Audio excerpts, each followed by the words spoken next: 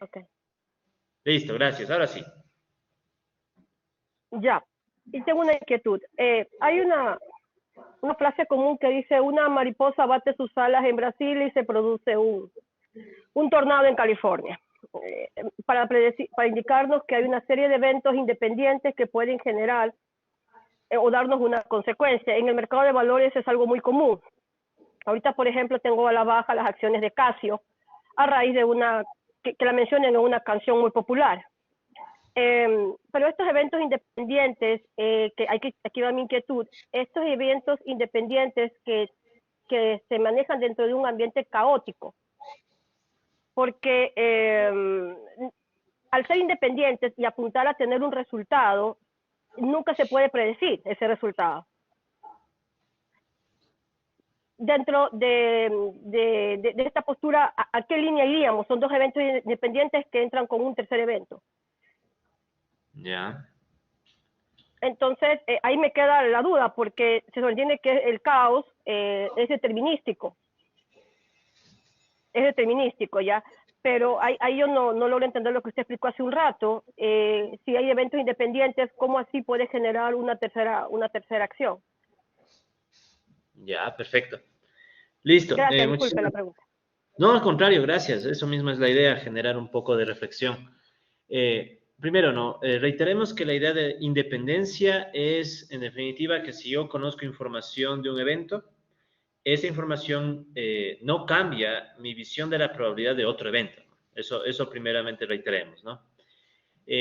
Ahora también quisiera reiterar otra cosa. Recuerden que este enfoque de probabilidad es axiomático y hay que ser muy sinceros, ¿no? Este es un enfoque de probabilidad creado para estudiar fenómenos que no necesariamente son los fenómenos sociales.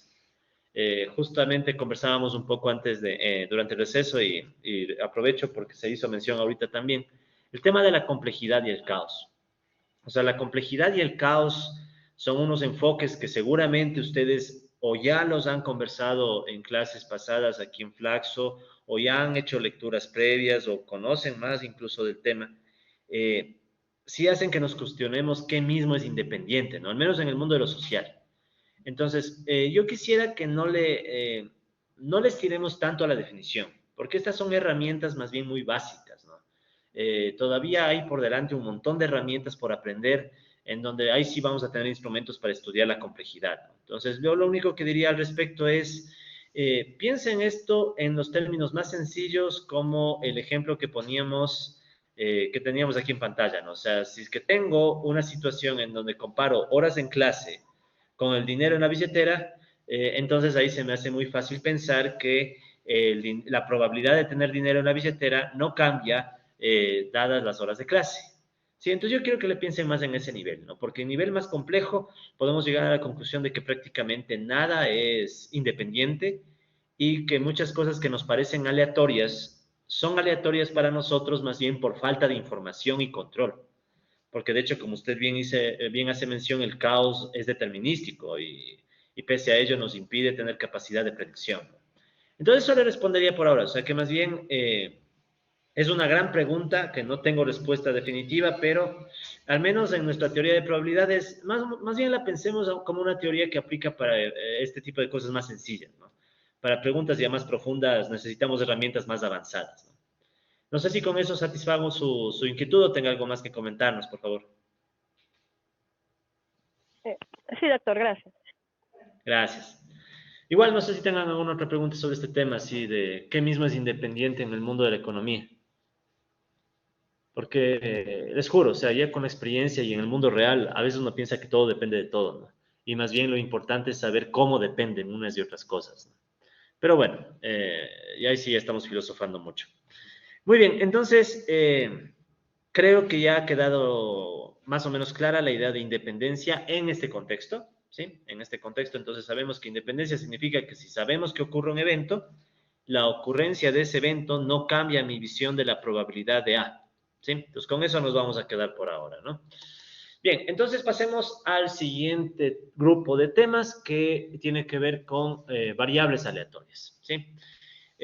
A ratos voy a ir un poco más rápido porque recuerden, el objetivo de estas clases introductorias es darles intuición no vamos a profundizar. Y también otra cosa que me olvidaba decirles, ¿no? Les pido disculpas que estas primeras clases sean muy teóricas, ¿ya?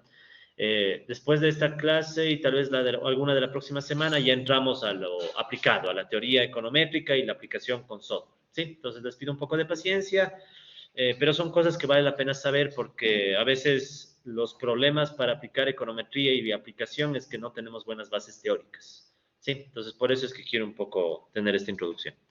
Pero bueno, vamos ahora a definir una variable aleatoria, ¿ya? Entonces, primero vamos con la intuición, ¿no? O sea, una variable aleatoria es, en definitiva, una construcción matemática para representar la incapacidad que nosotros tenemos para conocer con exactitud el valor de una variable, ¿ya? Entonces, esa es la intuición. Ahora vamos con la definición formal. Entonces, ¿qué es una variable aleatoria? Una variable aleatoria, en definitiva, es una función, ¿sí?, que asigna a cada evento del espacio muestral un número real, ¿sí? Si lo ponemos de forma un poquito abstracta, decimos que X, por ejemplo, es una variable aleatoria que parte del conjunto del espacio muestral y llega al conjunto de los reales, ¿sí? Entonces, los números reales, por cierto, ¿no?, que seleccionamos para una variable aleatoria son arbitrarios, ¿sí? Pueden ser de cualquier tipo y usualmente se escogen esos números según la conveniencia de cada caso, ¿ya? Veamos si aquí tengo un ejemplo. Bueno, no, más adelante tengo. Y bueno, el conjunto de posibles valores que puede tomar X se conoce con el nombre de rango de X, pero bueno, no me detengo mucho en eso porque ustedes incluso han estudiado funciones y esas cosas. Más bien, la intuición, ¿no? Entonces, ¿qué es una variable aleatoria? Pensemos, por ejemplo, en el lanzamiento de una moneda. Si yo tengo el lanzamiento de una moneda, el omega, o sea, el conjunto del espacio muestral, puede tener dos resultados, cara o cruz, ¿sí? Cara o cruz. Entonces, ¿qué es la variable aleatoria o qué hace la variable aleatoria? En definitiva, la variable aleatoria lo que va a hacer es generar o brindar una regla de asignación a cada uno de estos términos, ¿ya? Voy a hacerlo mejor en una pizarra, ¿ya?, que es con más espacio. Entonces, estamos tratando de definir variable aleatoria, ¿no? Variable aleatoria. Entonces, les decía, no pensemos en omega y pensemos en el ejemplo más sencillo que tenemos cara o cruz, ¿ya? O sea, lanzamos una moneda y estas dos opciones.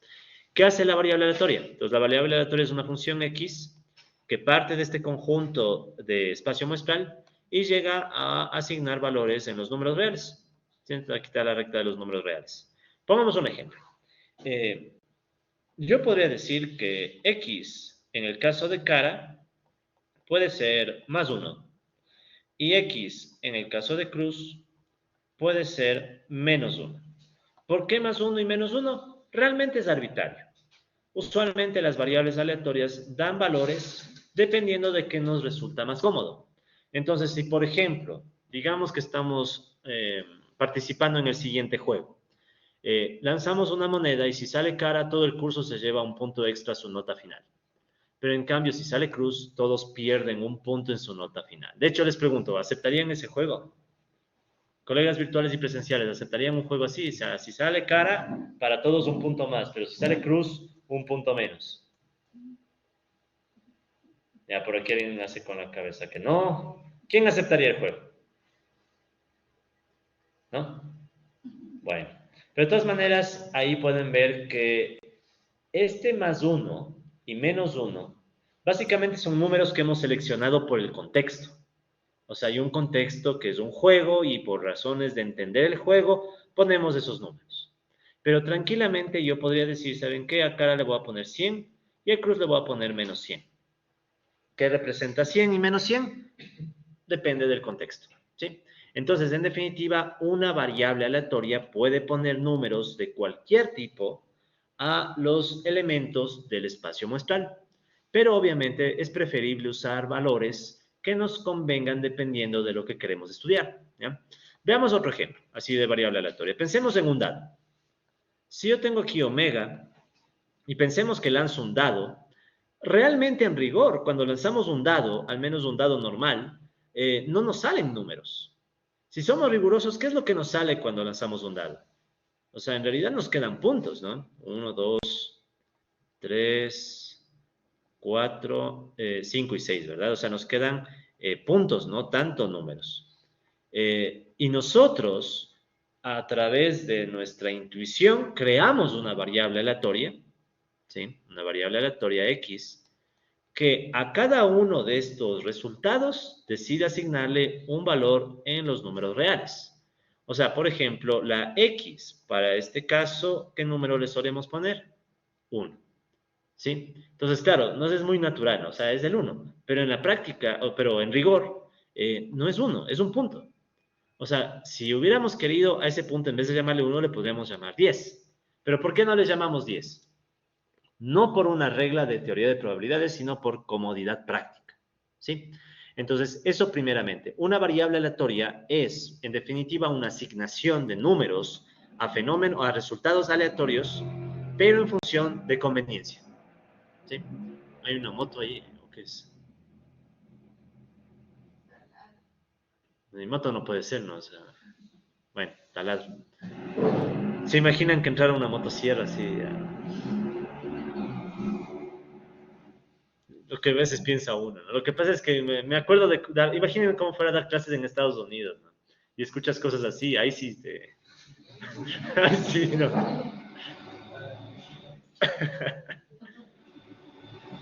Bueno, hay un ruido externo, no sé si colegas virtuales lo escuchen o no, de todas formas disculparán si lo escuchan, ¿ya? Y si no, el profe está loco, ¿ya? No hagan caso.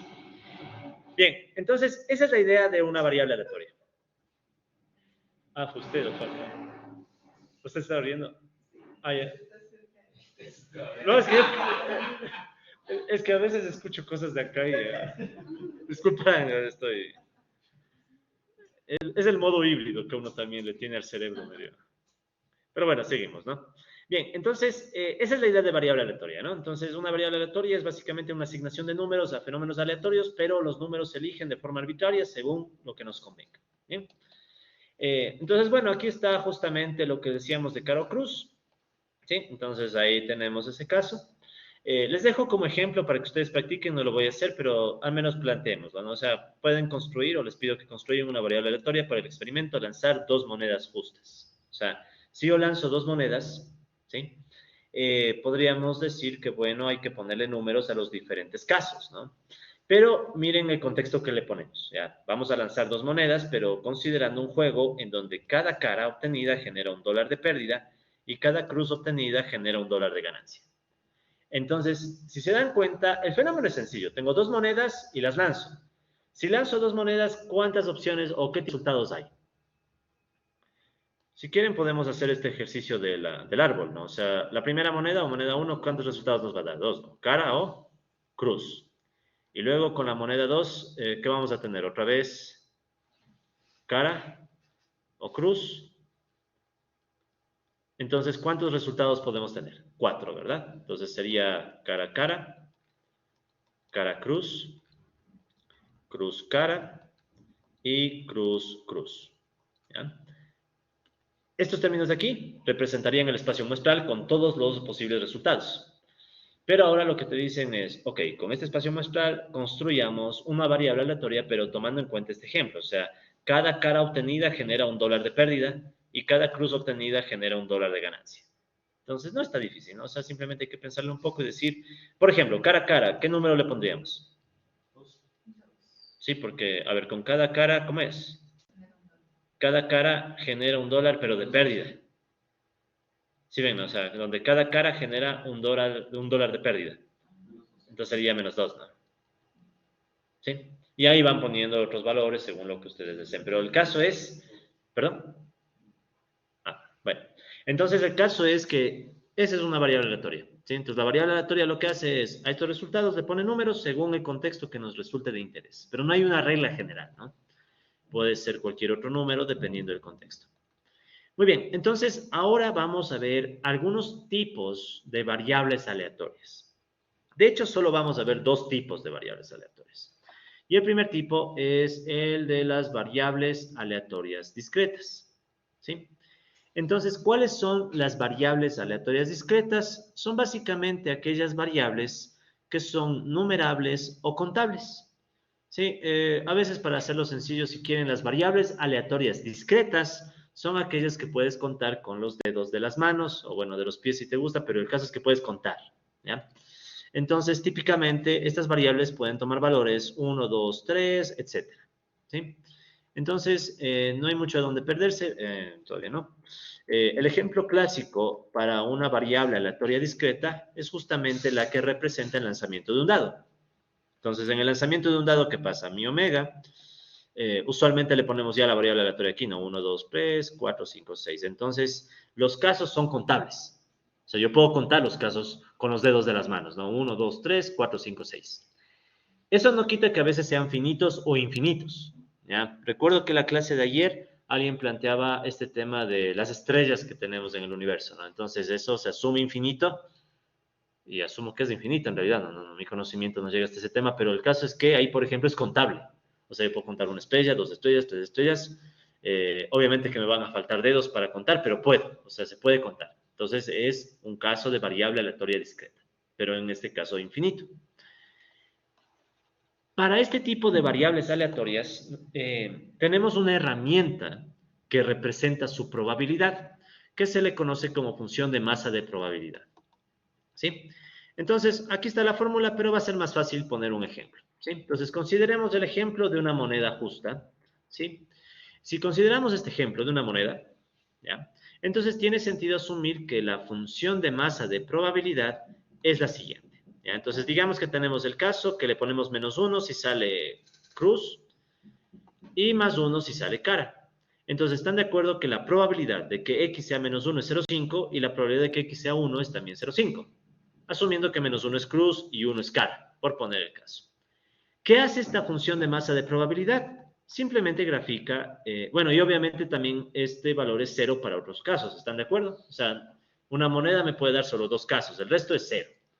Entonces nosotros creamos una gráfica que representa este tipo de distribución de probabilidad de la siguiente forma. En el eje horizontal ponemos a x con sus valores, repito una vez más, arbitrarios, dependientes del contexto, y en el eje vertical ponemos las probabilidades. Entonces, ¿qué vamos a tener? Estos dos puntitos de aquí, ¿qué van a representar? Van a representar la función de masa de probabilidad para un nivel de, para un nivel de 0,5, ¿no? Me faltó poner aquí el 0,5. Entonces, si se imaginan que a la altura de x menos 1, pongo un puntito con altura 0,5. Y, y al nivel de x igual 1 pongo otro puntito también con altura de 0,5. Entonces son como masitas, ya disculpen el término, ¿no? Como unas masitas que me indican cuál es la probabilidad de cada caso. ¿Sí? Pues creo que no hay por dónde perderse, ¿no? Entonces 0,5, 0,5. ¿Y qué valores toma esta función en el resto de casos? 0. Entonces, si ven ustedes que aquí tengo una línea que está justo en el eje, o sea, no hay altura. ¿Por qué no hay altura? Porque no hay probabilidad de que ocurra algún caso fuera de ese valor. Pero justo a la altura del -1 van a ver que voy a poner un círculo vacío. ¿Qué significa ese círculo vacío? Que justo en el -1 está la masa de probabilidad. ¿Sí? Entonces, esto es a veces una anotación para aclarar que todo esto es 0 excepto el -1, porque en el -1 sí tengo una probabilidad de ocurrencia de 0,5. Luego, otra vez, tengo esta línea en el eje horizontal indicando que volvemos al caso de ceros.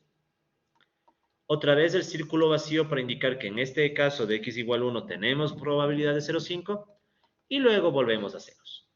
¿Sí? Entonces la idea básica es una gráfica, o sea, tenemos aquí una gráfica que representa cómo aparece la probabilidad, donde tenemos 0, excepto en los valores en los que la moneda nos permite obtener -1 con probabilidad de 0,5 o 1 con probabilidad de 0,5. ¿Sí? Entonces esto se le llama la función de masa de probabilidad. ¿Ya? Y reitero, aunque veo que hay un colega que está escribiendo y dibujando la función, no se olvidarán que también tienen las láminas, ¿sí? Así que no se estresarán mucho en dibujar, pero si quieren lo hacen, no les puedo obligar a que no hagan. Entonces, no sé si hay preguntas sobre esta idea de función de masa de probabilidad. Sí, no se preocupen tanto de la fórmula, sino la idea, ¿no? La intuición. ¿Ya? De todas maneras, si quieren ponerle la fórmula también. No, creo que es bastante inmediata la intuición. Seguimos, entonces, quiero borrar, ya. Ahora, solamente para ejemplificar, ¿cómo se verá el caso de un dado? ¿Ya? Entonces vamos un momento a la pizarra y me dicen, ok, dibujemos la función de masa de probabilidad. Función de masa de probabilidad de lanzar un dado. ¿Ya? Entonces creo que también es bastante simple la idea, ¿no? O sea, vamos a poner aquí dos ejes. En el eje horizontal estaría la X, en el eje vertical estaría la probabilidad de cada valor que toma X. ¿Y qué valores va a tomar X en este caso? ¿O cuáles valores nos convienen?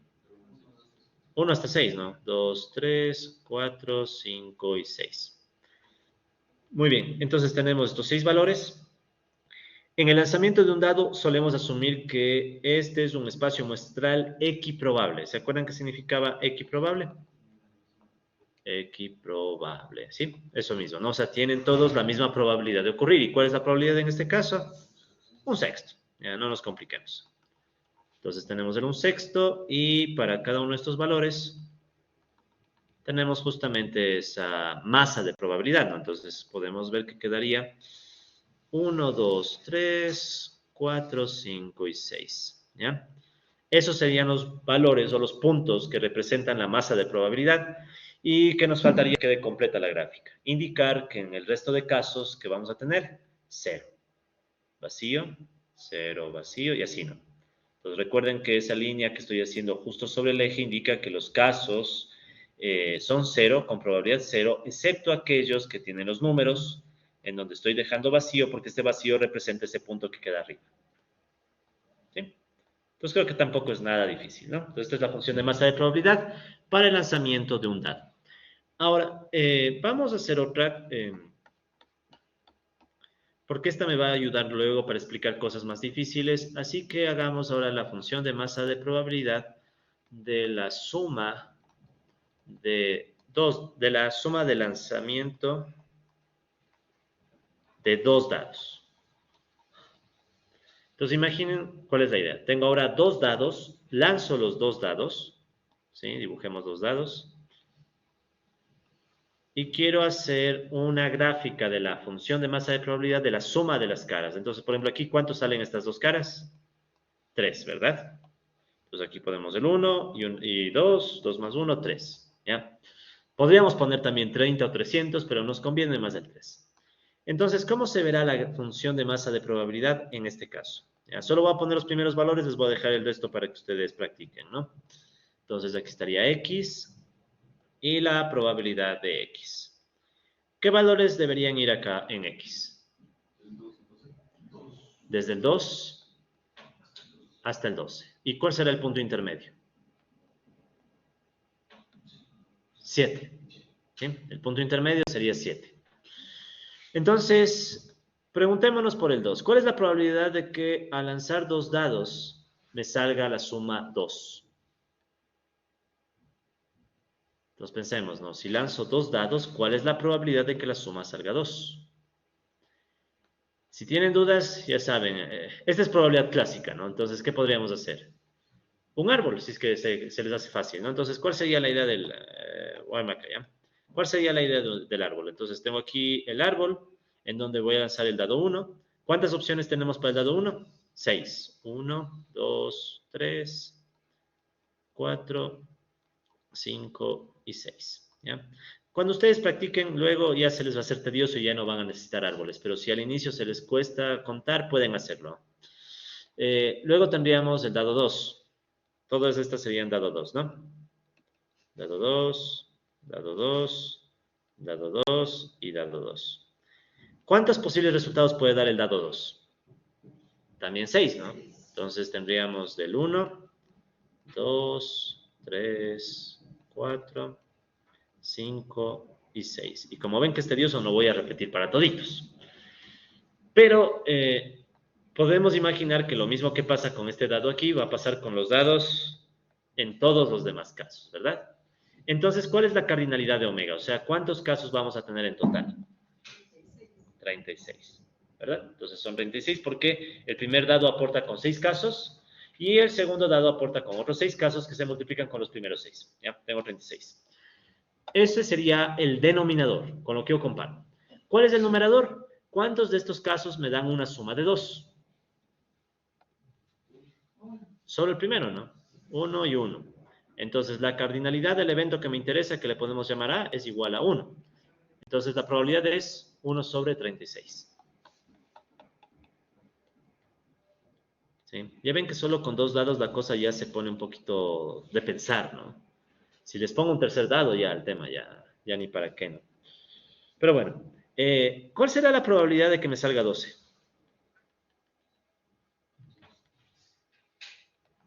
¿Qué opinan? Volvemos al arbolito si tienen dudas. Entonces, en este árbol solo hay un caso que genera 12, ¿no? ¿Cuál sería? 6, 6, que es 6, y de aquí otra, disculpen, ¿ya? Y de aquí otra vez 6, ¿no? Sí, obviamente que, bueno, ya pongamos, ¿no? 1, 2, 3, 4, entonces llamémosle 5 y el último 6. Entonces, obviamente también tenemos solo un caso, ¿no? El caso 6, 6. Entonces sería, ¿cuál la probabilidad? Lo mismo, ¿no? 1 sobre 36. ¿Ya? Y de hecho, si ustedes hacen el ejercicio, no voy a hacer porque no tenemos el tiempo, obviamente, pero si hacen el ejercicio les va a dar una gráfica más o menos de esta forma, ¿no? 2, 3, 4, 5, 6, a ver, 2, 3, 6, 4, 5, bien, 2, 3, 4, 5, 6, 8, 11, 9, 10, bien. Ya, entonces, ¿cómo va a quedar la gráfica? El punto medio es el que va a tener la probabilidad más alta. De hecho, ¿cuánto será la probabilidad del punto medio? ¿Cuántos casos habrá de que me salga 7? Ese es el más difícil de pensar, ¿no? O sea, ahí tal vez el árbol no nos ayuda mucho, ¿no? Sí. 6. Pero ¿por qué tenemos 6 casos? De 6, pero lo tengo que explicar. Ya. No es difícil de ver que, por ejemplo, si me sale 1, ¿cuánto necesito para que me salga 7? Si tengo 1, ¿cuánto necesito para que me salga 7? 6, ¿no? Ya, 6, ¿no? 1, 6. Si quiero 2, 5. Si quiero 3, 4. Si quiero 1, 3. Si quiero 4, 3. Si quiero 5 aquí, 2 acá. Y si quiero 6, 1. Todos, ¿verdad? Suman 7, ¿no? Y no hay más casos. Entonces, en total salieron 2, 3, 4, 5, 6. Entonces, el punto más alto tiene probabilidad 6,26. ¿Ya? Entonces, si ustedes hacen el mismo ejercicio con todos los demás casos, no lo voy a hacer, pero ¿qué va a salir? Por ejemplo, el 3, les va a salir 2 de 36, y el 4, y el 5, y el 6. O sea, les va a dar una forma bien interesante porque les va a quedar una gráfica de este estilo, la función de masa de probabilidad. O sea, como que a medida que se acercan al punto medio va creciendo la probabilidad, pero después de que se alejan del punto medio, ¿qué pasa con la probabilidad? Vuelta empieza a caer y es de forma simétrica. ¿Sí? Entonces es bien didáctico este ejemplo. Entonces les dejo como tarea opcional, obvio, no voy a calificar esto, pero como tarea opcional, si es que están aburridos, imagínense lo que fueran, ¿no? Ponerse a lanzar 2 dados, ¿no? De la maestría en economía me mandaron a lanzar 2 dados y ver qué sale, ¿no? Ya no dirán eso, ¿no? Dirán, estamos simulando el comportamiento de 2 países, un dado es del país 1, el otro dado es del país... O no sé, ahí piénsenlo y la arreglan, ¿ya? Es que sí me da pena cuando digo, chuta, soy doctor en economía y estoy pidiéndoles que lancen dados, ¿no? Pero es bueno porque esto nos da la intuición para cosas más difíciles, ¿no? Ya van a ver en próximas clases. Pero bueno, ¿y cómo quedaría el resto de valores? Sería una línea, excepto en los valores exactos donde queda vacío. ¿Sí? Entonces esta sería la función de masa de probabilidad. ¿Ya? No se olviden de esta forma, ¿sí? Más adelante nos va a servir, porque esta es una forma muy particular en donde vemos que los valores intermedios tienen más probabilidad, los valores extremos tienen menos probabilidad. Y tiene sentido, ¿no? O sea, es muy raro, imagínate jugar. O sea, de hecho, esto tal vez te puede servir, ¿no? De la clase de hoy. Si tú quieres jugar con alguien y apuestas dinero de verdad, ¿a cuál número le lanzarías tú tu apuesta? Al 7, ¿no? Entonces, si ves que hay alguien que sabe menos teoría de probabilidad que tú, ¿qué haces? Le invitas a jugar y le haces que apueste cualquier otro número, ¿no? No te garantizo que ganes. ¿Por qué? A ver, ¿por qué no es garantía de que ganes si le apuestan al 7?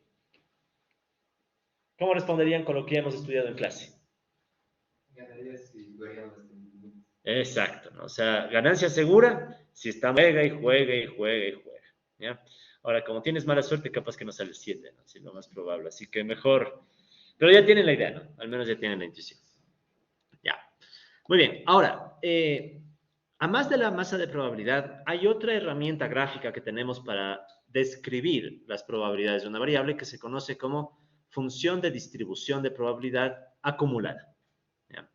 Entonces, ¿cuál es la idea de esta función de distribución acumulada? Igual va a ser más fácil verla a través de un ejemplo. ¿Ya? Entonces, aquí está, si ustedes quieren leer los detalles, veamos rápido el ejemplo. Entonces, volvemos al ejemplo de la misma moneda que nos da dos resultados, ¿sí? Pero ahora vamos a plantear una función de probabilidad acumulada que le vamos a llamar f mayúscula. ¿Sí? Entonces, en este contexto, siempre que vean f mayúscula, es la función de distribución de probabilidad acumulada. ¿Y qué significa eso? No es más que lo siguiente, ¿verdad? Tenemos de nuevo el eje horizontal y tenemos otra vez los valores menos 1 y 1. A la altura de menos 1 sabemos que la probabilidad es de 0,5, ¿verdad? Eso ya lo sabíamos. Entonces, a esta altura, la probabilidad es de 0,5. En cambio, en el 1, lo que vamos a hacer es acumular la masa de probabilidad anterior con la nueva. Si hago esa acumulación, ¿qué me va a salir? Que esta nueva... he tenido las rayitas, disculpe. Ya, entonces aquí estaría el 0,5. Eso ya no suena a motosierra, ¿no? Dios, ya. Bien, disculpen, ya, no me hagan caso. Entonces, a la altura de menos 1, probabilidad de 0,5. ¿Ya? Luego, en el siguiente valor, ¿qué hacemos en esta gráfica? Acumulamos. Entonces, es como que a la una masita le ponemos encima la otra.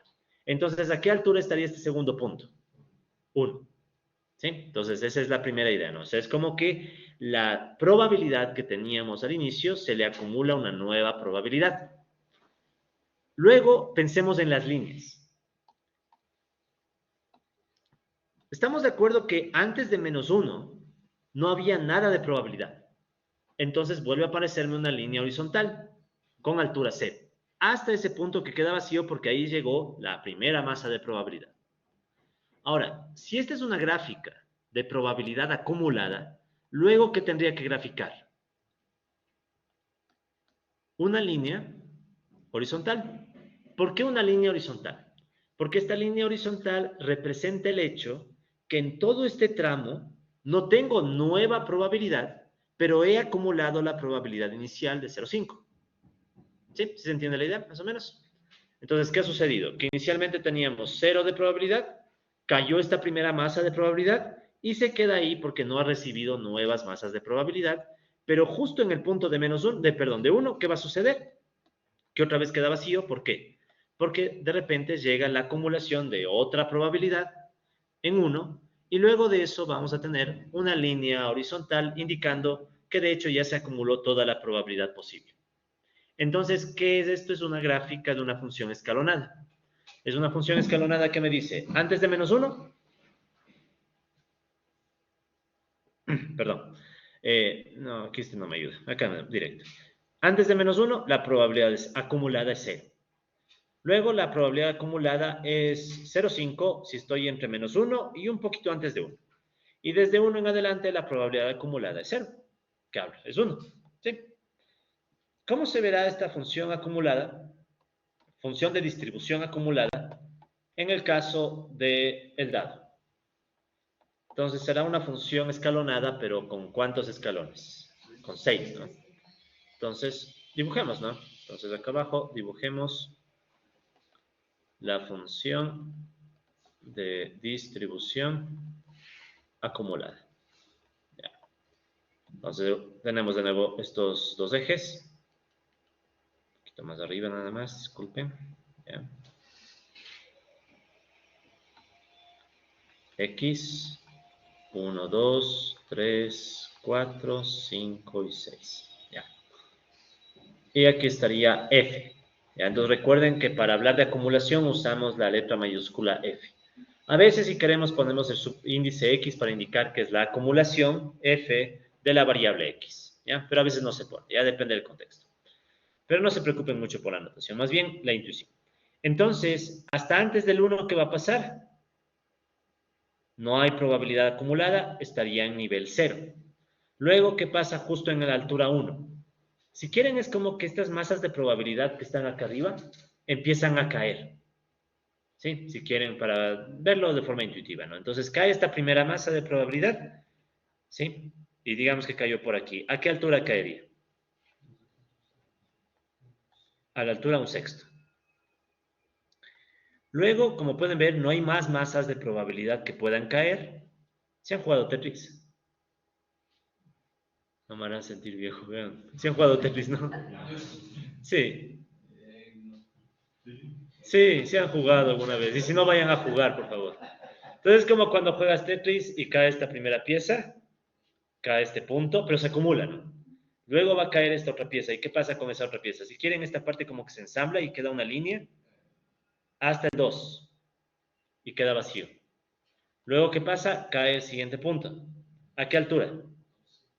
2/6, porque se va acumulando. ¿Sí? Entonces, este de aquí, 2/6. Y se va quedando así hasta llegar al 3. Y ya podemos intuir qué pasa en el 3. Cae la otra masa. ¿A qué altura? 3/6. ¿Sí? Y creo que ya está clara la idea, así que no hace falta repetir más, sino que ya directo. Entonces de aquí sería hasta el 4. Cae la siguiente masa a una altura de 4/6. La siguiente cae a una altura de 5/6. La siguiente cae a una altura de 6/6. Y de ahí se va para adelante hasta el infinito. ¿Sí? Y la última, ¿qué altura tiene? Siempre va a ser altura 1.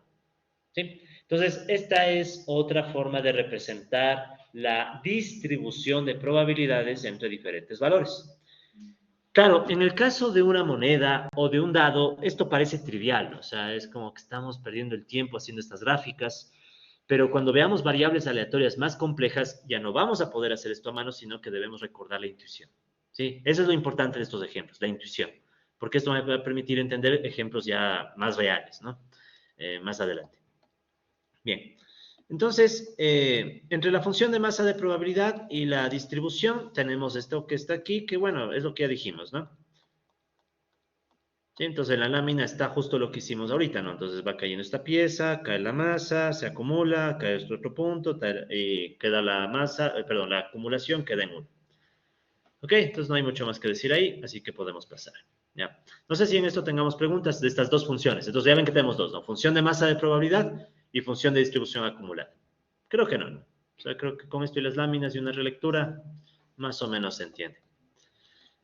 Ahora, variables aleatorias discretas, ¿sí? Cabe mencionar que son de diferentes tipos, ¿ya? No todo se reduce a monedas o a dados, ¿ya? De hecho, aquí ustedes en esta lámina pueden ver algunos ejemplos de variables aleatorias discretas que, dependiendo de la forma de la gráfica que te generan, tienen su propio nombre. ¿Sí? Entonces aquí justamente están las funciones de masa de probabilidad. ¿Sí? Entonces aquí, según la forma que tiene la función de masa de probabilidad, tienes un tipo u otro de variable aleatoria. Entonces se les clasifica por esa forma que tiene la función. ¿Sí? Entonces vamos a ver apenas unos ejemplos, ¿ya? Porque obviamente no tenemos tiempo para ver todas, pero al menos les voy a dejar también una explicación de cuándo se esperaría usar cada una de este tipo de variables aleatorias. Entonces vamos rápido por el caso más fácil, la distribución uniforme discreta. ¿Ya? Entonces, si suponemos que tenemos un experimento finito con n resultados, cada uno con la misma probabilidad de ocurrir, por ejemplo, el dado. Ya pensemos que tenemos el dado y lo lanzamos. Sabemos que es equiprobable, ya lo dijimos, o sea, cada cara tiene probabilidad de ocurrencia 1/6, y sabemos que es finito. ¿Ya? Entonces, no se fijen en las fórmulas, sino que más bien fíjense en la notación. A este caso se le conoce como el caso de una variable aleatoria con distribución uniforme discreta. ¿Sí? Con distribución uniforme discreta, donde la probabilidad es 1/n. En el caso del dado, ¿esto cuánto es? 1/6. ¿Sí? Y la gráfica ya la vimos, o sea, es una gráfica en donde en el eje X vas a tener los valores del 1 al 6 y la altura de los puntos siempre es la misma. Por eso se llama uniforme. ¿Sí? Siempre es la misma. Misma altura, etcétera, ¿no? 2, 3, 4, 5, por ahí me falta uno más, ya. Entonces, esa es la primera variable aleatoria discreta a la que le ponemos un nombre, ¿no? Entonces, es uniforme porque todas tienen la misma altura, ¿sí? Y es discreta porque cada caso que puede obtenerse es contable. Ya. Otro tipo de variable aleatoria que podemos encontrarnos se le conoce como variable que sigue... y por cierto, perdón, antes de pasarme. A veces se usa esta notación, ¿no? X, voy a escribirla aquí más grande, ¿no? X sigue una uniforme desde A hasta B. Por ejemplo, en el caso de un dado diríamos que X sigue una uniforme desde 1 hasta 6. ¿Sí? A y B indican límite inferior y superior. Más que esta notación me interesa que captemos o vayamos de a poco aprendiendo qué significa este símbolo. Este símbolo creo que es, bueno, yo le sé llamar churo, pero ¿cómo se llama esto? Acento circunflejo, no es circunflejo, ¿cómo es? ¿Alguien sabe? No. Entonces, churo. Virgulilla. ¿Virulilla es? Virgulilla, porque se ponen sobre la ñ, ¿no es cierto? Sí, sí, sí. Virgulilla. No estoy seguro si es ese mismo, pero bueno, le voy a llamar churo, ¿ya? Discúlpenla. Ya, si no me voy a olvidar. ¿Ya? Entonces, este churrito de aquí significa la variable aleatoria tiene una probabilidad que se describe por esta función, ¿sí? Entonces, esta es una forma de decir eso, ¿no? Esta simbología. Entonces, aquí estamos diciendo que la variable aleatoria x sigue una distribución uniforme, o sea, con esa gráfica que decíamos, ¿no? Este símbolo se va a repetir a cada rato, así que no se estresen mucho, ¿no? Pero ya de a poco vamos introduciendo notación más técnica. Vamos con este otro caso. Ahora tenemos el lanzamiento de una moneda. En el lanzamiento de una moneda podríamos pensar, por ejemplo, que si x es igual a 0, tú escoges 0, ¿no? Puede ser cruz, digamos. Eso significaría un fracaso. Y en cambio, si x es igual a 1, un éxito, ¿sí? El lanzamiento de la moneda puede ser el más fácil, ¿no? O sea, digamos que si sale cara, ganas $1. Entonces, si sale cara, ganas $1, éxito. Y si no sale nada, no ganas nada, no ocurre el éxito. ¿Ya? Entonces, 0 o 1.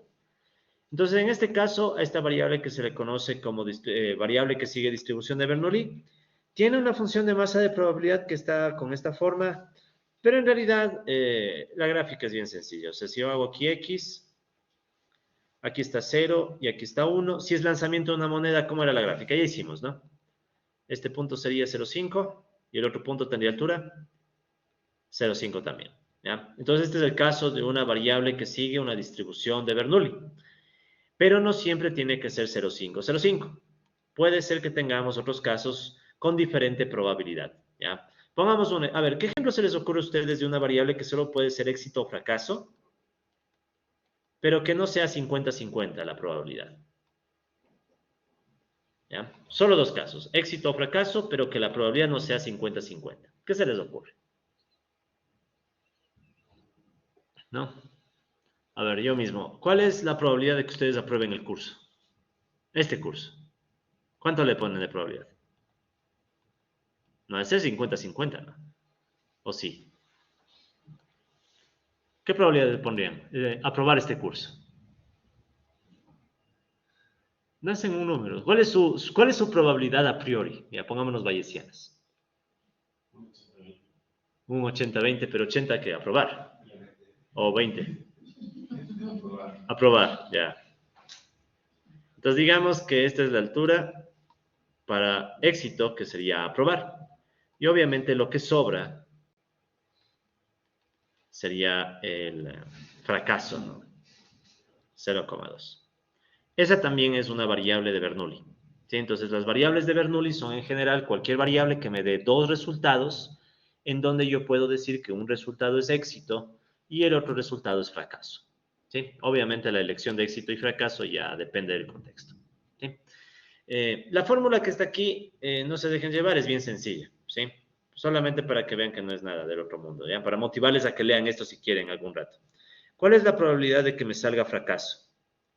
Es P elevado a la 0 por 1 menos P elevado a la 1 menos 0, donde P es la probabilidad del éxito. En este caso, ¿cuánto es la probabilidad de éxito en este ejemplo? 0,8, ¿sí? O sea, vamos a asumir que es un 80-20 con 80% de probabilidad de que puedo aprobar. Entonces, si ustedes se fijan, ¿cuánto es esta probabilidad siguiendo esta fórmula? ¿Cuánto es P a la 0? 1, ¿sí? Entonces, este de aquí se transforma en 1, no me interesa. ¿Y cuánto es 1 menos P elevado a la 1 menos 0? 1 menos P. Y si P le he llamado 0,8, entonces, ¿qué tengo? 1 menos 0,8, 0,2, que era justo lo que decíamos, ¿no? O sea, es la probabilidad sobrante. ¿Sí? Entonces, estas fórmulas que están viendo aquí son más fáciles de lo que parecen. No tenemos tiempo para ver todas, así que si ustedes quieren pueden intentar ver que son sencillas, solo que hay que darles paciencia, ¿no? Pero en nuestro caso no hay tiempo. Entonces, con lo único que me quedo, colegas, es con esta notación. Cuando tenemos este tipo de variables, vamos a decir que X sigue una distribución de Bernoulli, donde ¿qué es lo importante? La probabilidad del éxito. ¿Sí? Esa es la notación. Igualmente tienen la lámina, ¿no? Entonces no hay mucho donde perder. Ahora, digamos que nos ponemos exquisitos y lanzamos varias veces una moneda. ¿Sí? Entonces aquí pueden ver que estamos haciendo un lanzamiento de 6 monedas o 6 lanzamientos de la misma moneda. ¿Ya? Entonces, este tipo de fenómeno se dice que sigue una distribución binomial. Entonces ya tenemos 3, ¿no? La de un dado, todo uniforme, distribución uniforme. La de una moneda o del éxito o fracaso en un curso, Bernoulli. Y la siguiente es esta binomial, que es básicamente varias Bernoulli. ¿Sí? Entonces aquí pueden ver que tenemos 6 Bernoullis. ¿De acuerdo? Entonces, bueno, aquí hay un poco de explicación. O sea, digamos que tenemos n experimentos independientes e idénticamente distribuidos. Tal vez esta parte valga explicar un poco más, verán. Perdón. Esta parte tal vez valga. ¿Ya? Digamos que se ejecutan n experimentos independientes e idénticamente distribuidos. Experimentos ya sabemos qué significa. O sea, es básicamente un evento, un suceso, un fenómeno con varios resultados posibles, porque son aleatorios. ¿Qué significará esto de independientes? Ya sabemos que es independiente. ¿Qué significa esto de independientes? Recuerdan que ya vimos independencia, ¿no? ¿Cuál era la idea de la independencia? Ajá. Y en términos un poquito más intuitivos y de este ejemplo, la probabilidad de éxito en un experimento no afecta a la probabilidad de éxito en el otro experimento. De hecho, ¿cuál va a ser la probabilidad de éxito en todos los experimentos? P. ¿Tiene sentido asumir eso en este ejemplo? Sí, ¿no? O sea, si yo lanzo una moneda con la mano izquierda y lanzo una moneda con la mano, verán, izquierda para ustedes y derecha para ustedes. Ya para mí es al revés, ¿no? Pero sí me entienden, ¿no? Entonces, si lanzo con la mano izquierda, ¿cuál es la probabilidad de que me salga cara? Teórica, ¿no? La probabilidad teórica o clásica. 0,5. ¿Y cuál es la probabilidad de que me salga 0,5, perdón, que me salga cara si lanzo con la otra mano? También, o sea, no creo que el resultado de la una mano afecte a la otra. No, ¿verdad? No, o sea, al menos en términos normales, no. Eso significa que tenemos experimentos independientes. Las probabilidades de que ocurra un evento no afectan a las otras probabilidades. ¿Qué significará esto otro de idénticamente distribuidos? Esto lo vamos a necesitar más adelante bastante, así que sí vale que ahorita ganemos intuición. ¿Qué significará esto de idénticamente distribuidos? Significa que en todos los casos la asignación de probabilidad es la misma. Por ejemplo, en todos los casos vemos que es la misma P, ¿no? P, P, P, P, P y P, ¿ya? O sea, 0,5, 0,5, ¿ya? Entonces, cuando ustedes vean las siglas I y D, es muy común esto en teoría de probabilidades, estadística y econometría. Cuando ustedes vean las siglas I y D, significa eso. Independientes, o sea, la ocurrencia de un evento no cambia la probabilidad de otros, e idénticamente distribuidos porque la regla de asignación de probabilidad siempre es la misma. En este ejemplo muy sencillo, P, pero en otros ejemplos más complicados ya veremos qué significa. Muy bien, entonces, en este caso, ¿cómo se construirán las probabilidades? A través de esta fórmula. Si se fijan en esta parte de aquí, es lo mismo que la Bernoulli. ¿Se acuerdan que Bernoulli era P a la X, 1 menos P a la 1 menos X? O sea, en Bernoulli estaba 1. Pero ¿qué hacemos en este otro ejemplo? Como ya no es un lanzamiento, sino n lanzamientos, en vez de 1 que ponemos, n.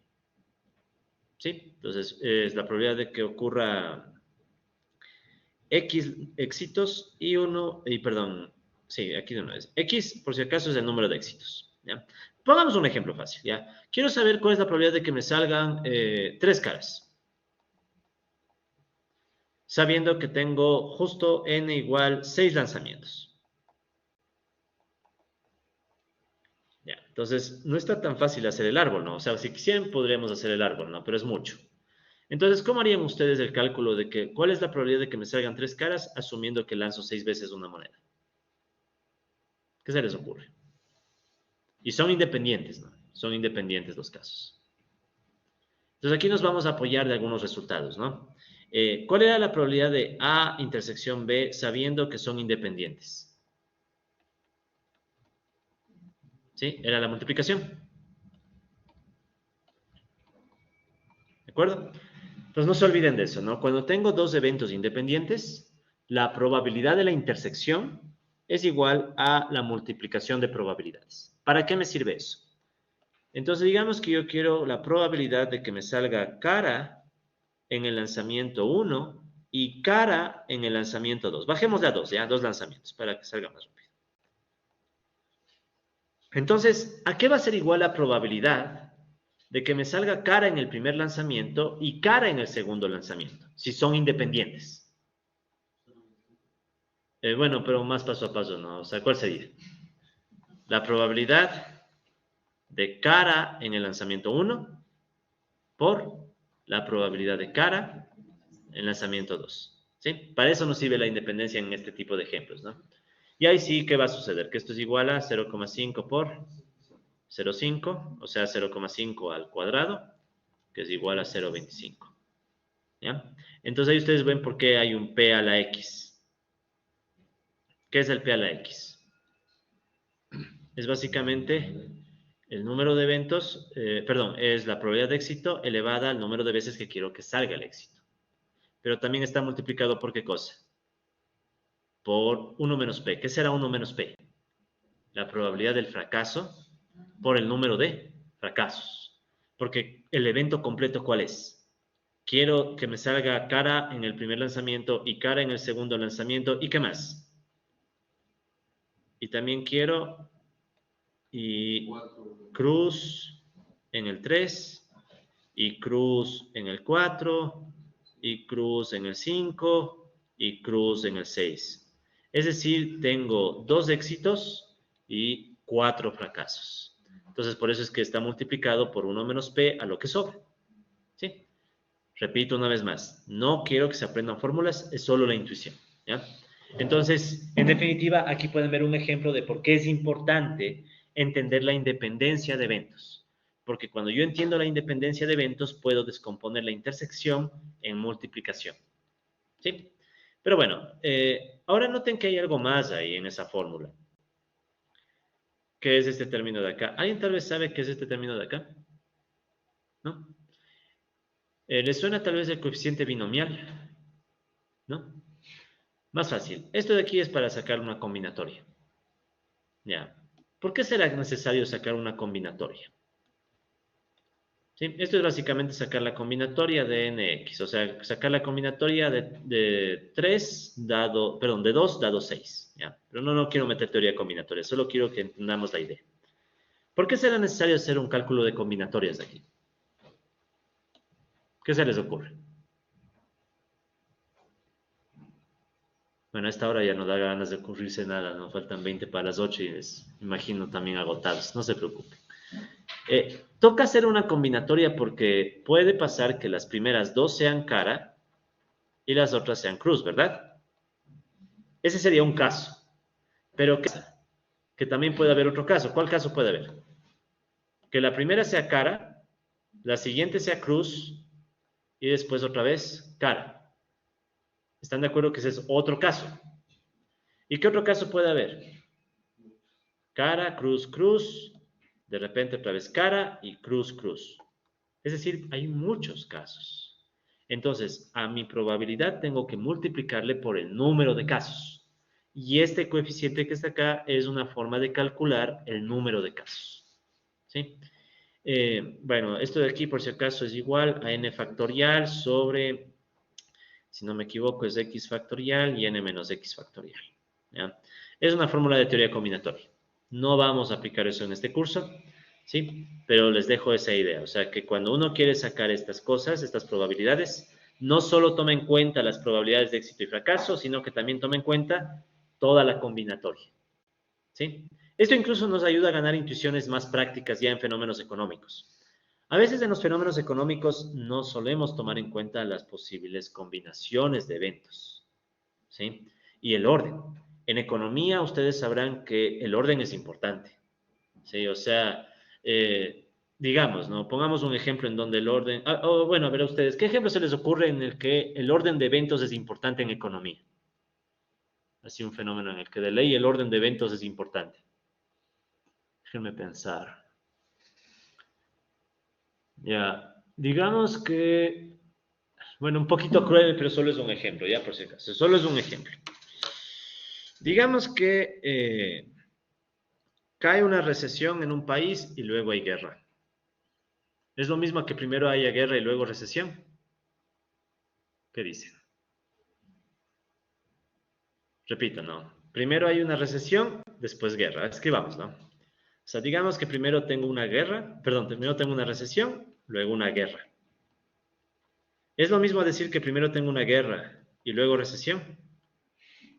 Por ahí están diciendo algo los colegas virtuales, veamos. Si tienen algo que opinar, lo dicen en palabras, ¿sí? Porque no puedo ver a veces. Pero no, no es lo mismo. Chévere. Está claro que, por ejemplo, ¿no? Si primero hay una recesión y luego una guerra, podríamos decir que tal vez la guerra es una forma de intentar salir de la recesión, ¿no? O sea, ¿hay ejemplos históricos de eso? Yo creo que sí, ¿no? Depende de dónde se pelee. Depende de dónde se pelee, depende de muchos factores, ¿no? Ahora, si lo vemos del otro lado, el hecho de que haya una guerra puede provocar recesión causada por la guerra, ¿sí? Entonces, en economía también puede ser que el orden de los factores importa. Claro, aquí está facilito, no solo hay dos casos. Pero ahora imagínense un fenómeno económico súper complejo con varias variables en donde tengo que analizar una serie de combinaciones, ¿sí? Entonces, eso creo que es lo más valioso en términos intuitivos, ¿no? De la distribución binomial. O sea, como que nos obliga a pensar que no basta con saber las probabilidades, sino que también hay que entender las posibles combinaciones. Claro, en este caso de monedas es trivial, ¿no? Pero creo que este ejemplo de la guerra es tenaz, ¿no? Y de hecho se parece mucho a nuestras épocas actuales, ¿no? Ustedes saben que hay un conflicto en en Ucrania, entre ejércitos. Ahí podríamos especular un poco, ¿no? ¿Será que la recesión junto con la pandemia llevó a que surja la guerra o no? ¿Ya? Eso les dejo para pensar, ya ese es otro tema, ¿no? Ese es de economía política internacional, pero para que piensen y no puedan dormir, ¿ya? Bueno, en todo caso, para este ejemplo, ¿cómo escribimos? Escribimos de esta forma, ¿no? La variable aleatoria x sigue una distribución binomial en donde ahora son dos los términos que nos interesan, que son n, el número de veces que se repite el experimento, y la probabilidad de éxito p. ¿Ok?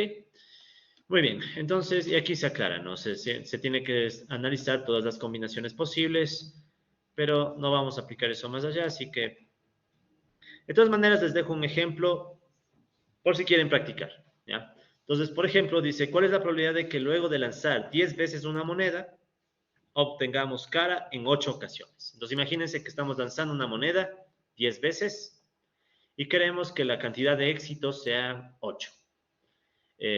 Básicamente les va a salir lo que está en esta gráfica, ¿no? Para el caso de 8. ¿Cuál es el de 8? Es este, ¿no? ¿Sí? Entonces, a ese 8 la probabilidad les va a salir, bueno, lo que está acá, ¿no? Bueno, aquí está ya calculado. O sea, les dejo para que hagan el ejercicio, no voy a ponerme a hacer. Pero me entienden la idea, ¿no? O sea, la idea es básicamente sacar estas probabilidades multiplicadas, pero también tomar en cuenta las combinaciones posibles, ¿sí? En la bibliografía opcional que les voy a compartir, hay incluso toda una serie de ejercicios de este tipo si quieren entretenerse en estas cosas, ¿no? Pero lo que también me gusta que vean es que la binomial, o sea, una variable aleatoria, que sigue una distribución binomial, si ven que tiene cierta forma particular, ¿no? Algo parecido a lo de los dados, ¿no? O sea, tenemos unos valores extremos con baja probabilidad y unos valores intermedios con alta probabilidad, ¿sí? Quiero que se acuerden siempre de esta forma, ¿sí? ¿Alguno de ustedes tal vez se acuerda a qué se parece esta forma? A la campana de Gauss, ¿no? Sí, de una distribución normal. Por eso es que estoy explicando todo esto, o sea, porque tarde o temprano vamos a llegar a una campana de Gauss y ahí la cosa es la misma intuición, pero un poco más difícil, ¿no? Pero bueno, sigamos. Hay otras distribuciones, recuerden cuáles hemos visto hoy. Hemos visto uniforme, dado, Bernoulli, éxito o fracaso, y binomial, varias Bernoulli. Pero hay muchas más, o sea, hay un montón. Por ejemplo, ustedes pueden analizar la distribución geométrica, que es similar a la binomial, pero en este caso la variable aleatoria de interés es que tengamos un número de intentos necesarios para alcanzar un éxito. O sea, es como quien dice, ¿cuántas veces tengo que lanzar la moneda hasta obtener éxito? ¿Ya? Esa se le conoce como distribución geométrica.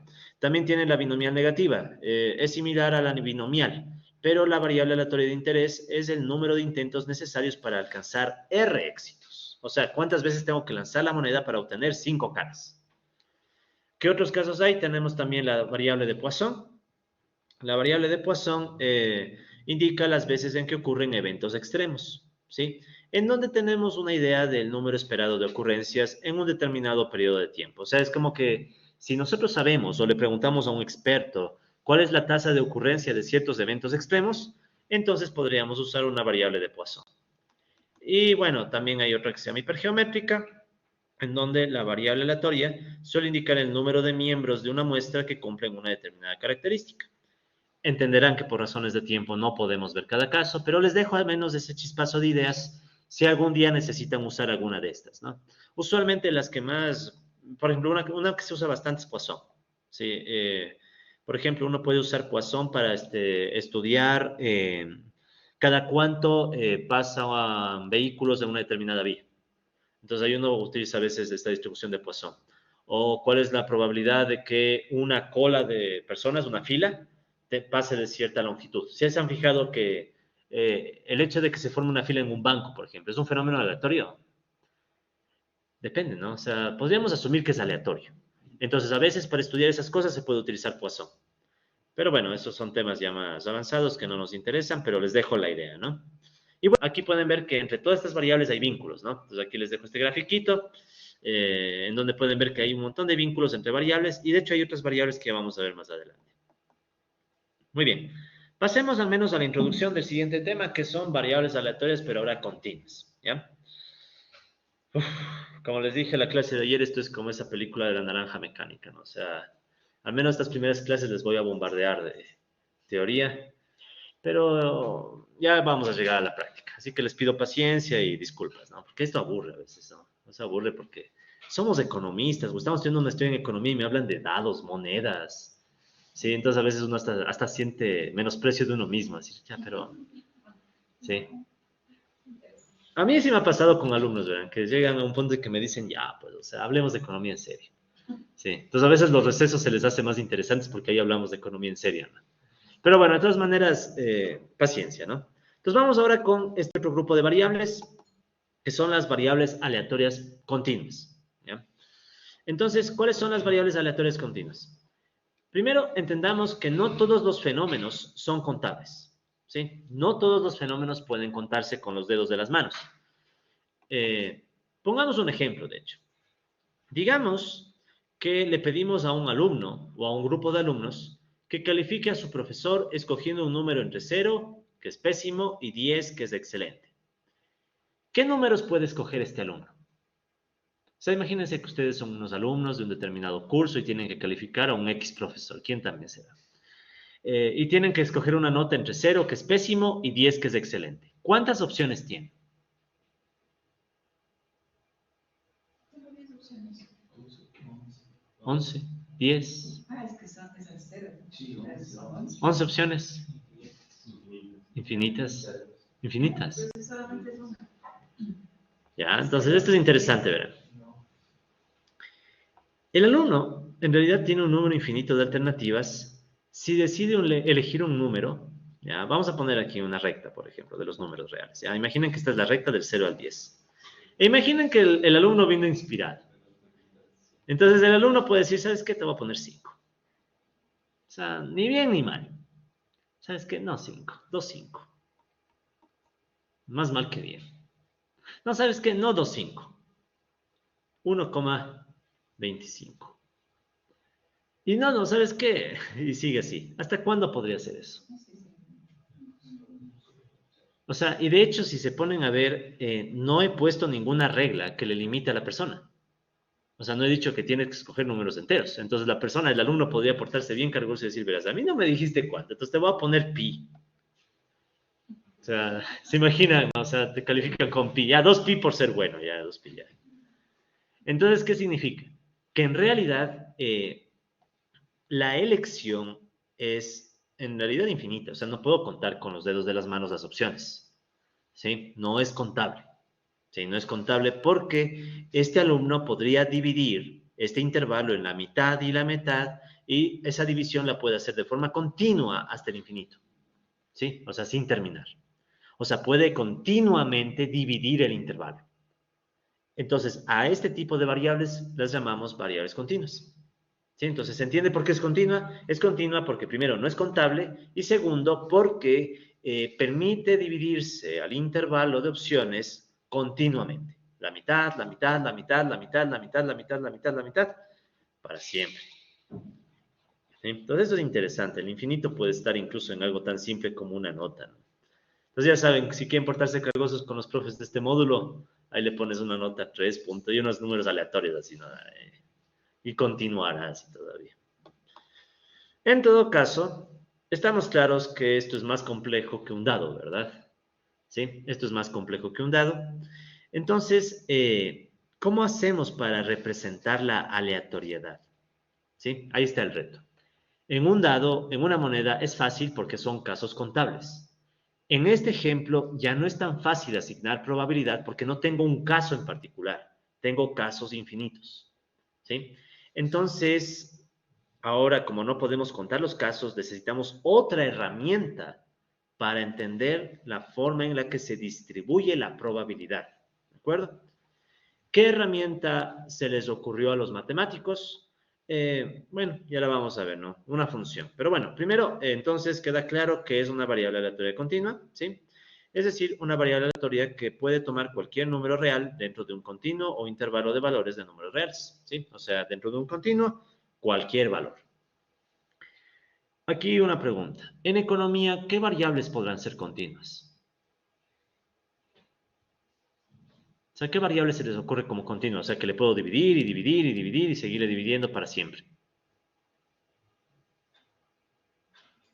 En realidad, si somos muy prácticos, es difícil, ¿no? Por ejemplo, el dinero es continuo o discreto. O sea, si medimos algo en dólares, ¿es algo continuo o discreto? En rigor es discreto, ¿no? Porque ¿cuál es la máxima unidad a la que podemos dividir todo? En dólares, centavos. El interés puede ser continuo. El interés. Más que el interés, yo diría que es el tiempo, ¿no? O sea, si yo asumo que cobro un interés continuo en el tiempo, ¿no? No sé si usted... ¿por qué interés? Tal vez estoy entendiendo La mal. tasa de interés. Ya, ¿por qué la tasa de Porque interés? es un número que yo puedo fijar en 1.25 Ah, ya, o ya. esos números que quiera. Ya, ya. Hay temas prácticos, ¿no? Sí, sí, no, es muy buen ejemplo. Chévere, ahora sí De entendí. hecho, los bancos creo que usan como 6 números, 7 Dígitos. dígitos decimales. O sea, Muy buen ejemplo. volúmenes representan. Sí, no, gracias, ya entendí, yo entendí otra cosa, perdón. Sí, muy buen ejemplo. O sea, la tasa de interés puede ser un ejemplo, ¿no? O sea, la elección de un número, sino que también, como fuera, ¿no? Que te cobran una tasa de interés pi, o sea, que fuera, ¿no? ¿Te imaginas? Voy a pedir un crédito y me cobran pi por ciento al año, o sea. Pero en todo caso, yo pensaba más bien en el tiempo, ¿verdad? O sea, yo creo que el tiempo es una variable continua, sí o sí. O sea, porque, bueno, asumimos que, por ejemplo, un día, un año, lo puedo dividir en semestres, trimestres, meses, semanas, días, horas, minutos, segundos, y de segundos puedo ir más atrás, ¿no? O sea, entonces el tiempo es la variable continua por excelencia, diría yo. Eh, Ahora, hay variables que son discretas, pero los economistas les plantamos como continuas por facilidad. Ejemplo, el PIB. El PIB en rigor es discreto porque se mide en dólares, pero no estamos preocupados de medir el PIB a centavos. Entonces, más fácil es asumir que el PIB es continuo. Pero eso, asumir. ¿Sí? Entonces, ahí sí hay que tomar en cuenta diferenciarlo. En rigor, el PIB es discreto porque se mide hasta centavos, pero para facilitarnos los cálculos, asumimos que es continuo. Entonces, ¿qué pasa? Que, por ejemplo, si les pregunto, ¿cuánto está el PIB del Ecuador? ¿Cuánto cerraremos en 2022?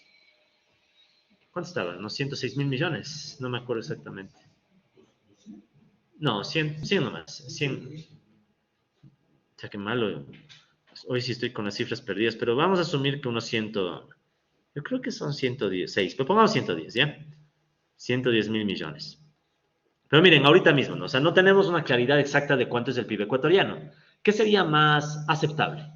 Plantear un intervalo. O sea, yo diría que, bueno, el PIB ecuatoriano tal vez estará entre los, exageremos, ya, entre los 100.000 millones, no creo que esté de menos, y unos 120. Tampoco creo que esté más de eso. Estoy exagerando, ¿no? 106. Ah, bueno, no está tan mal mi memoria. La de este año, el 2022, ¿qué pasó? Esa es la última previsión del banco. Ya, 106. Ya, entonces, colegas estudiantes de maestría en economía, al menos saber cuánto está el PIB, ¿no? Sí, para no quedar mal así. Como que... Pero bueno, entonces, ¿qué pasa?